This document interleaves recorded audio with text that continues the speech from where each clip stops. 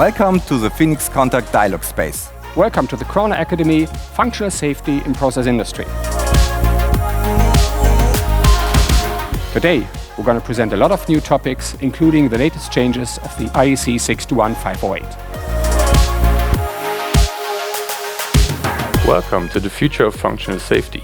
We cannot just change whatever we would like to change, so we are forced to only work on the comments that were given on the second edition of 615.8. Keep it simple like it is, also for safety.